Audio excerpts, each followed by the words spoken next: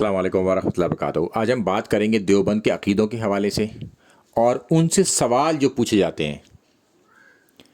और देवबंद के बुज़ुर्गों के अक़ीदे कुछ और हैं और उन्होंने अपनी आवाम को बता कुछ और रखा है। इसमें क्या फ़र्क है ये आज आपको हम एक्सप्लेन करेंगे कि इनके अक़ीदे क्या हैं और इनकी आवाम जानती ही नहीं है कि इनके अपने उलमा के अपने बुज़ुर्गों के अक़ीदे क्या हैं। तो सबसे पहले हम किताब लेते हैं मौलाना अशरफ अली थानवी की अरवाए सलासा हिफ्ज़ुल ईमान, और इसमें इन्होंने लिखा है अल्लाह के रसूल सल्लल्लाहु अलैहि वसल्लम के इल्म के हवाले से कि उनको जो इल्म था वो एक बकरी, चौपाए या फिर आप कहिए कि पागल आदमी, ऐसी मिसाल देके बताया कि उनके बराबर था। ये इनकी एक किताब है अल मुहन्नद अल मुफन्नद। देवबंद के तमाम अक़ीदे इसी किताब में लिखे हुए हैं और इस पर इनके मुफ्तियान ने साइन भी कर रखे हैं कि ये इनके ही अक़ीदे हैं, इंक्लूडिंग मौलाना अशरफ अली थानवी। इनसे 20वां सवाल इसी हवाले से पूछा गया कि क्या आप अल्लाह के रसूल सल्लल्लाहु अलैहि वसल्लम का इल्म बकरी और चौपाओं के इल्म के बराबर मानते हैं? दलील हमने आपको पहले दे दी कि हाँ ये मानते हैं। अब हम चलते हैं इसके आगे। इनकी एक दूसरी किताब है अरवाए सलासा मौलाना अशरफ अली थानवी की। इसमें ये लिखते हैं कि उलमाए देवबंद के बीच में कुछ इख्तलाफ हो गया तो कासिम नानोतवी साहब अपने मरने के 6 साल के बाद कब्र में से निकले और उलमाए देवबंद में सुलह करा के चले गए। और इसके हाशिए में उन्होंने ये लिखा है कि वो अपने उस जिस्म में नहीं थे जिस जिस्म में उनको दफनाया गया था, एक नए जिस्म के साथ वो आए थे। अच्छा, इसके अलावा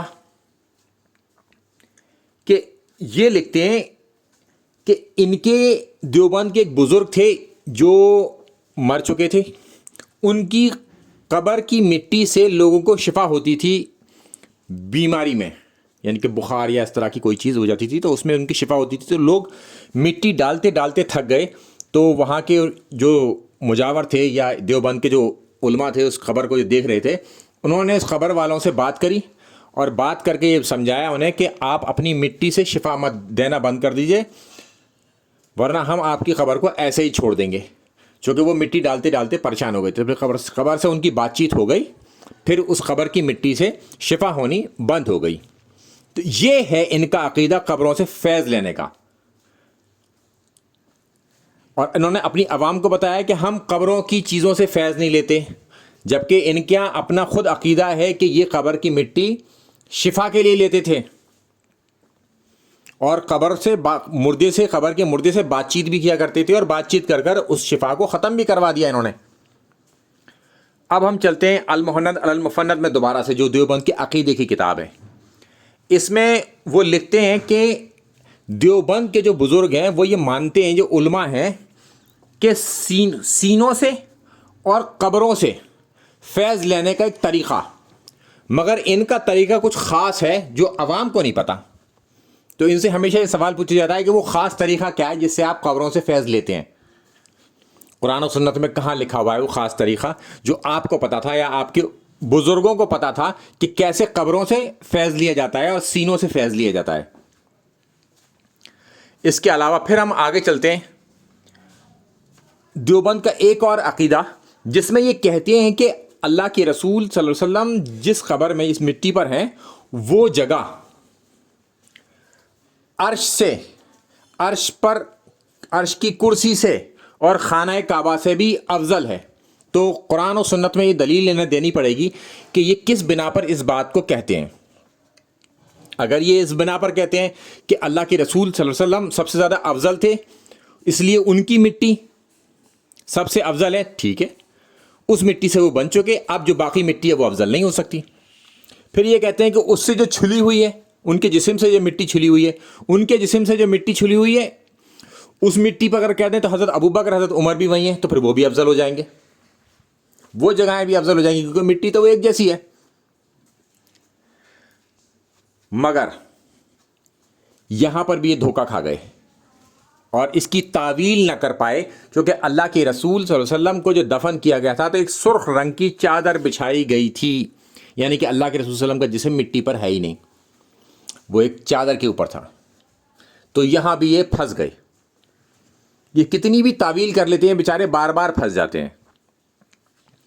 پھر اس کے آگے کہ اللہ کے رسول صلی اللہ علیہ وسلم کے حوالے سے بات کہتے ہیں کہ ان کی جو برزخی زندگی ہے، جو وہ اپنی قبر میں ہے، وہ دنیا کی سی ہے، جیسے کہ دنیا کی زندگی ہوتی ہے نا، اسی طریقے سے ان کی زندگی قبر کے اندر موجود ہے۔ جبکہ اللہ تعالیٰ منع کرتا ہے کہ تمہیں شہیدوں کی زندگی کے بارے میں، برزخی زندگی کے بارے میں کوئی علم نہیں، تو انہیں دیوبند والوں کو نبی کے بارے میں کیسے پتہ چل گیا؟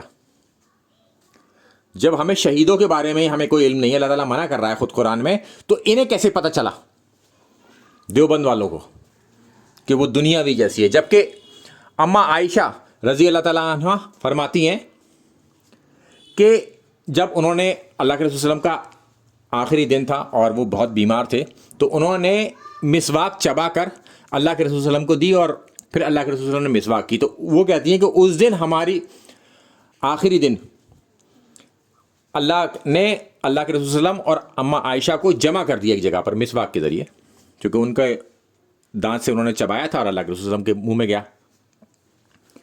تو وہ یہ کہتی ہیں کہ ان کی زندگی کا وہ آخری دن تھا دنیا کی زندگی کا، اور آخرت کی زندگی یعنی کہ برزخی زندگی کا وہ پہلا دن تھا۔ دیوبند پھر پھنس گئے کہ یہ عقیدہ تو قرآن سے اور اماں عائشہ نے ریجیکٹ کر کے پھینک دیا ان کا، کہ دنیا کسی زندگی، دنیا کا تو انہوں نے آخری دن بتا ہی دیا اس دن، پھر دنیا کی زندگی کیسے ہو گئی؟ وہ تو برزخی زندگی ہے، برزخی زندگی کا پہلا دن۔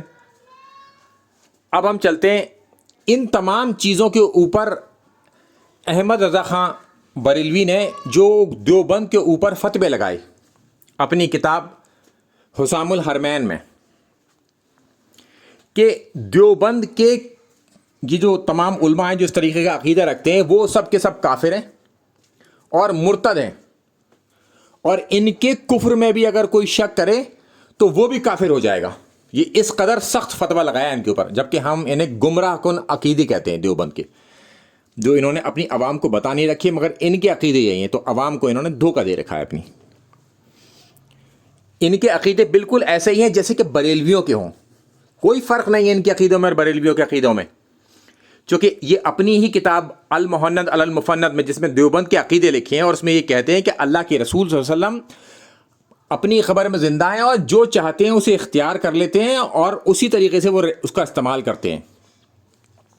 یہی عقیدہ تو بریلویت کا بھی ہے۔ یہاں پر تو انہوں نے اپنی عوام کو یہ بتایا کہ ہم شرک سے اور تمام چیزوں سے الگ ہو کر اس جگہ آئے ہیں، بریلویت ہم نے چھوڑ دیا۔ لوگوں کو انہوں نے کافی توڑا ہے بریلویت میں سے، مگر ان کے خود کے عقیدے بھی بریلویوں جیسے ہی ہیں، اور جس پر بریلوی بھی ان پر فتوے جڑتے ہیں کہ اس قدر وہ بریلوی بھی ان کے عقیدوں کو خراب سمجھتے ہیں، اور ان پر کفر کے فتوے تک لگا رکھے انہوں نے۔ السلام علیکم ورحمۃ اللہ وبرکاتہ۔